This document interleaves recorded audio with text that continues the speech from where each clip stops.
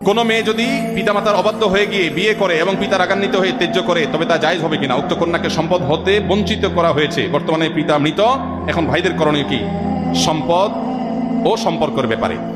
ভাইরা আমার, ত্যায্য পুত্র করা বলতে কোনো কিছু ইসলামে নাই। ইসলামে রক্ত সম্পর্কেও কাউকে কখনো ত্যাগ করা যায় না। আত্মীয়তা সম্পর্ক রক্ষা করা কি সুন্নত না ফরজ? কোন যুক্তিতে নিজের সন্তান হোক, ভাই বোন হোক, চিরকালের জন্য ত্যাগ করলাম, এটা করা জায়েজ নাই। অভিমান করতে পারেন, অভিমানের মেয়াদ সর্বোচ্চ 3 দিন। সর্বোচ্চ কয় দিন?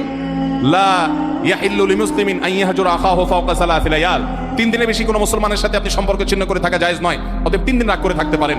এরপর আস্তে আস্তে আপনি কথা বেশি না, আবার একটু একটু বলেন, একটু অভিমান করে থাকেন শাসনের নিয়তে, তাকে কথা না বলে থাকলেন, সেটা করতে পারেন। কিন্তু ত্যায্য করে দিলেন, সম্পদ থেকে বঞ্চিত করলেন, এ অধিকার নাই। যত বড় অন্যায় করে সে অন্যায় করলে আল্লাহর কাছে দায়ী হবে, কিন্তু তাই বলে আপনি সম্পদ থেকে বঞ্চিত করতে পারেন না।